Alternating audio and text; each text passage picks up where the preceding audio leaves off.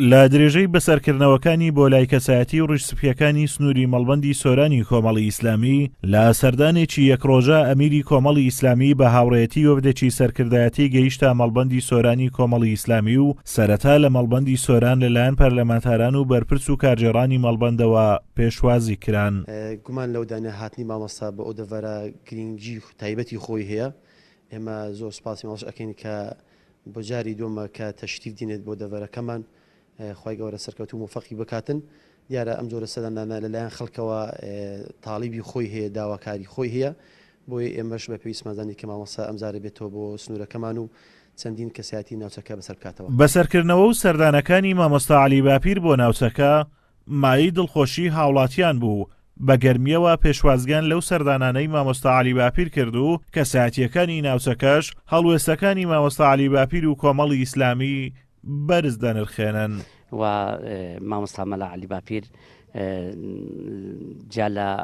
جالە هەموو فکری ئیسلامیەت و کۆمەڵی ئیسلامی ئەوە وەکو سەرکردەیەکی کورد، وەکو پیاوێکی نەتەوەی، وەکو پیاوێکی پێشمەرگە، وەکو پیاوێکی خەباتجێر خزمەتکاری ئەو وڵاتە، پیاوێکە کە بەڕاستی شایستەی ئەوەیە کە ڕێز و تەقدیری بگیرێت و ڕێز لە ماندبوونی بگیرێت و هاتنەکەشی بەرز دەنرخینم. وەکو سەردانی مامۆستا عەلی باپیر بۆ لای ئێمە و ئێمەش بە شانازیەوە و بە خۆشحاڵیەوە پێشوازیمان کرد و کە بە ڕێزی هاتەلامان دیارە ئەوە لە ڕوانگەی دڵسۆزی و لە ڕوانگەی مسلمانیەوە کە سەردانی وەکو ڕیسیپیانی کۆمەلگای گەڵاڵی کرد، ئێمەش بە شانازیەوە پێشوازیمان کرد و پیرۆزبایش لە خۆمان و لە ئەوەکەین و مێدەوارین سەرکەوتوو بی و خوا ئەو بەرپرسانە هەر باڵادەست بکات و بەڕاستی سەرفرازی کردین، دڵی خۆش کردین. دیارەوەش نیشانەی ئەمەکداری بۆ وفاداری مامۆستایە، بۆ دۆستانی خۆی، بۆ هاوبیرانی خۆی. ئێمە بەخراتنێکی گەرمیەکەین. بە حەقت مامۆستا جێگای شانازی هەمومانە، هەموو لایەکمان شانازی پێوەکەنە هەڵوێستەکانی لەسەر قسەکانی لەسەر دینداریەکەی. بەڕاستی ئەمە شانازێکی زۆر مامۆستایەکەین. شایانی باسە لە یەکەم وێزگەی سەردانەکەی مامۆستا عەلی باپیر بە یاوەری شاندێکی سەرکردایەتی و مەڵبەندی سۆران و پەرلەمانتاران لە ئەنجومەنی نوێنەران و پەرلەمانی کوردستان سەردانی کۆمەڵگەی گەڵاڵەی کرد و سەردانی ماڵی مام حوسێن گەڵاڵی کەسایەتی گەڵاڵەی کرد و لەوێش چاوی بە ڕیشسپیانی گەڵاڵە کەوت. دواتر هەر لە قەزای سۆران سەردانی کەسایەتی برادۆست حاجی کەماڵ برادۆستی لا ماڵی خۆی کرد.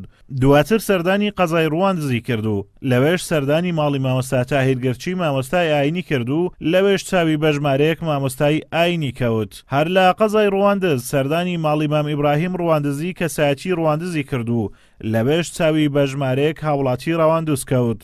دواتر قەزای ڕواندزی جێهێشت و سەردانی گوندی وەڵاشی کرد لە ناوچەی باڵەکایەتی و سەردانی ماڵی کاک حکمەت وەڵاشی کەسایەتی وەڵاشی کرد و لەوێش چاوی بە دانیشتوانی وەڵاش کەوت. دواتریش لە ناحیەی قەسرێ بەشداری پرسەی حاجی مام شێخی کرد و هیوای خواست لە خوای گەورە کۆچ کرد و جێگای بەهەش بێت و سەبوریش بە کەسوکاری بدات. هەر لە ناحیەی قەسرێ سەردانی ماڵی ڕیشسپی ناوچەکە حاجی عەباسی کرد و لەوێش بە گەرمی پێشوازی کران. دواتر مامۆستا عەلی باپیر و شاندی یاوەری سەردانی کەسایەتی مام قادریان کرد لە ناحیەی قەسرێ و بە گەرمی پێشوازی کران.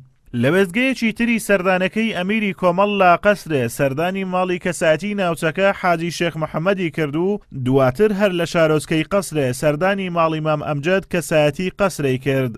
دواتریش مامۆستا عەلی باپیر و شاندی یاوەری سەردانی گوندی وەڵزیان لە ناوچەی باڵەکایەتی کرد و لەوێش چاویان کەوت بە مامۆستا مەلا موحسین وەڵزی کەسایەتی ناوچەکە.